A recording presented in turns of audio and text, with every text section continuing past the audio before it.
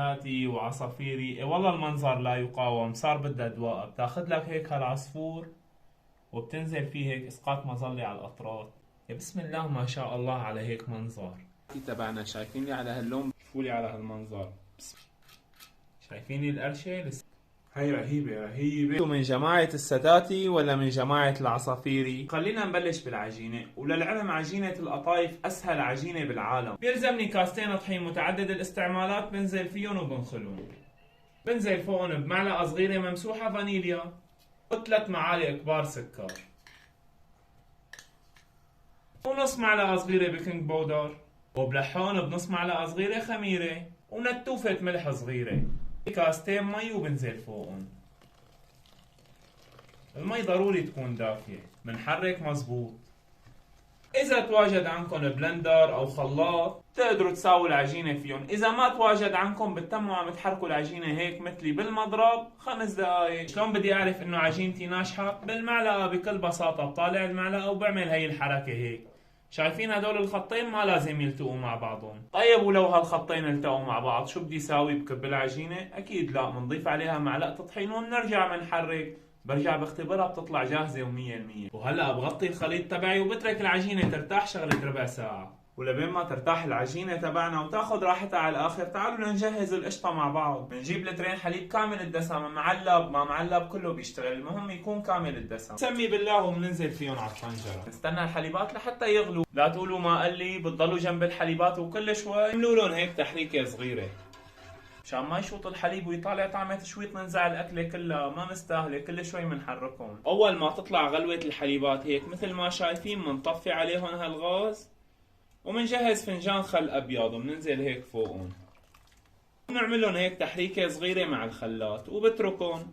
مثل ما شايفين هيك بلش الحليب يفصل. هلا بستناهم بقى لتفصل القشطة كلياتها وبعدها بدنا نصفيهم. بس شفت هذا المنظر هيك ولقيت القشطة فصلت عن المي. شايفين هيك فصلت كلياتها.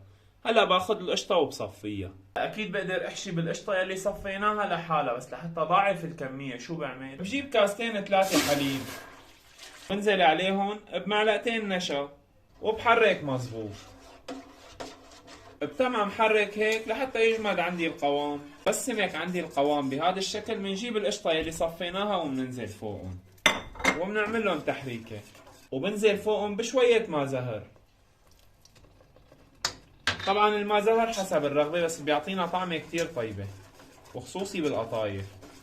وهلا بنطفي عليهم الغاز وبنعمل تحريكة هيك على السريع. طلعت جاهزة مجهزة القشطة عندي. نجيب أي زبدية وبنفضي عليها القشطة يلي عملناها. شوفوا لي على هالقوام بسم الله ما شاء الله. لسه لا بتسمح بس لتبرد، لساتها سخنة نار. وهلا بنستنى هالقشطة لحتى تبرد. تعالوا لنجهز قطراتنا مع بعض. بيلزمني 4 كاسات سكر. بنزل عليهم بكاستين مي. طبعا أنا مكتر الكمية، بشتغل بالقطر كتير فعادي لو ضل عندي. بعمل لهم هيك تحريكة صغيرة على البارد. طبعا انتم فيكم تقللوا مقدار الكمية للنص حسب رغبتكم وحسب حاجتكم. نسمي بالله وبنرفع القطرات على الغاز. نتركهم ليدوب السكر فيهم على راحته. بس غلى عندي القطر وصفي هيك مثل ما شايفين بنزل فوقهم بعصرة ليمونة على السريع. قطايف الستاتي ما بتكمل اذا ما كنتم مشكلين بالحشوات مساويين شوي بجوز وشوي بقشطة. تعالوا لظبط لكم الجوز. بنجيب لنا 200 جرام جوز، فيكم تقللوا وتكتروا حسب الرغبة وبالسكينة هيك بنجرشهم. في نفس ما بنساوي الجوز للمعمول. بس جرشنا هالجوزات هيك. صحيح بالمناسبة نحن عنا بسوريا بنسمي هي الطريقة بتقطيع الجوز جرش، انتو شو بتسموها ببلدكم؟ بنزل فوقن بمعلقتين جوز هند ومعلقة سكر وربع معلقة صغيرة قرفة وكاسة شاي قطر. هلا في ناس رح تقلي ليش حطيت سكر ما زال بدك تحط قطر؟ مشان تشبك الحشوة كلياتها مع بعض. وهلا بنحرك وهيك حشوة الجوز صارت عندي جاهزة و100%. هلا العجينة تبعنا بتكون ارتاحت وصارت امورها باللوز. بنسمي بالله ومنكشف عليها ومنجيب اي قنينة ومنفضي فيها هالخليط. نعمل لهم هيك تحريكة ومنبلش نفضي. هلا بنسمي بالله ومننقي لنا مقلاية ظريفة وما بتلزق. بنشغل الغاز وبنستنى لحتى تحمل مقلاية. ما بنصب الخليط فيها وهي باردة مشان ما ينتزع عنا الوضع، يعني ما بدنا ننزع ولا وحدة. بس حمية المقلاية عنا بنسمي بالله وبنبلش نصب الخليط بنفس المنطقة وهو لحاله بيفرد حاله.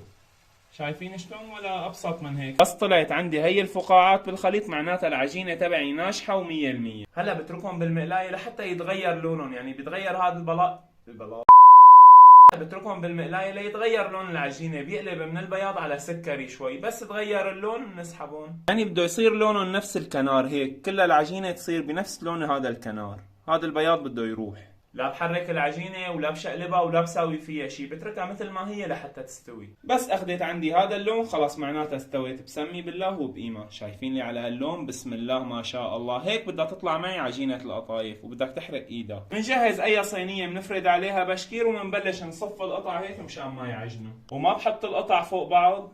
لكم المقلايه الثانيه مشان الستاتي عم نستناها لتحمى. شوفوا لي على هالعجينه ما شاء الله، وكان على هاللون. هلا القرص تبع الستاتي بنكبره شوي بهذا الشكل، نفس الطريقة بس الحجم بده يكون أكبر. بصب بنفس القرنة لآخذ الحجم اللي بدي إياه. هيك الحجم ممتاز. بنفس الطريقة بستناها ليتغير لونها، بتطلع عندي خالصة. وهيك أول استيتية صارت عنا جاهزة. شوفوا لي على هالمنظر، بسم الله ما شاء الله على هيك لون. هيك اقراص القطايف صارت عندي جاهزة و100%. وهلا بنجي للحشي. بنجيب هالقشطة تبعنا، شوفوا لي على هالقشطة ما شاء الله وكان. وبنجيب الاقراص بكل بساطة، باخذ معلقة قشطة بنحطها هيك، وبكل بساطة بنلزق هالاطراف هيك من تحت. وهي هي بتطلع جاهزة مجهزة. شايفيني ما احلاها؟ قبل ما اصفهم بالصحن، هي الحركة اختيارية، نعملهم هيك غطا بالفستق الحلبي ومنطالع ومنصف. هلا هيك طلعت مشكلسه وعلى الاخر. بالنسبه للستاتي ولا ابسط من هيك. شوفوا لي عجينه الستاتي ما شاء الله وكان. هيك لازم تطلع معنا العجينه. بنحط لنا هيك شويه قشطه بالنص، خلي ايدنا على الحشوه وبنسكر هيك بكل بساطه، وبنتاكد انه عم نسكر مزبوط مشان ما يفتحوا معنا بالزيت. شو هالاستيتية هي؟ ديروا بالكم لا تطير من ايدكم. شوفوا لي ما احلاها ما شاء الله وكان. هي ونية بلا قلي ما احلاها. والجوز كمان نفس الشي، بنجيب الحشوة هيك وبنخلي ايدنا على الحشوة مشان ما تطلع على الاطراف وبنسكر. ولا ابسط من هيك، يعني شو في اسهل من هيك؟ بس قولولي. اهم الشي برجع بذكركم التسكيرة، لو عدنا عليها مرتين هيك للتسكيرة افضل. طلعت عنا جاهزة و100%. هيك خلصنا حشي القطايف، الستاتي والعصافيري. الستاتي هلا على السريع على القلي. بنجهز المقلاية وبنشغل عليها، وبس حمي عنا الزيت بنسمي بالله وبننزل بالستاتي تبعاتنا. قديش بتسع المقلاية عنا بنحط. هلا عندي 4 تمام، ما بحطهم هيك فوق بعض يتجعلكوا. بس نزلت الستاتي على السريع، بجهز جنبي الأطراف يلي ساويتهم بطنجرة بمقلاية يلي بدكن اياه، وبعد دقيقتين 3 بقلب هيك الستاتي تبعاتي لحتى يتأمروا من كل الجناب. شايفين لي على هاللون ما شاء الله وكان. بعد ما اخذنا هيك هاللون الذهبي بنسحب هالستاتي تبعنا. شايفين لي على هاللون بسم الله ما شاء الله. مثل ما حكينا مجهز القطر جنبي، بسحب من الزيت على القطر دغري وبقول لهم غوصوا. روحوا شايف لكم، شكوا كأنكم عم تشكوا بمسبح بسيمة. بنسمي بالله وبنسحبهم من القطرات على مصفاية، ما بحطهم دغري بالصحن اللي بدي اقدم فيه مشان يصفوا من القطر شوي،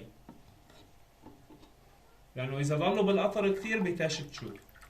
ايه خالي بالصلاة على النبي، انتو من جماعة الستاتي ولا من جماعة العصافيري؟ واذا كنتو من جماعة الستاتي بتحبوها بجوز ولا بقشطة؟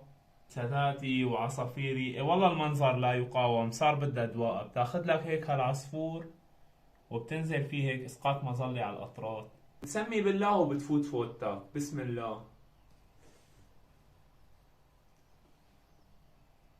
يا هيك القطايف يا اما بلا، ضروري تجربوها بنفس الطريقة. يا ويل ويلي انا على القطايف.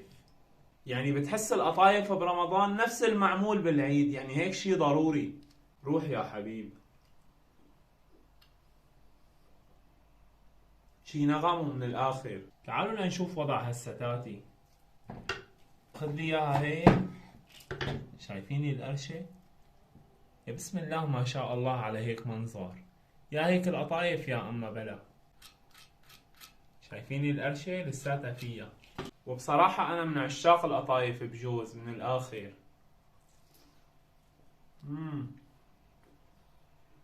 واصلة لعندكم القرشة ولا لا؟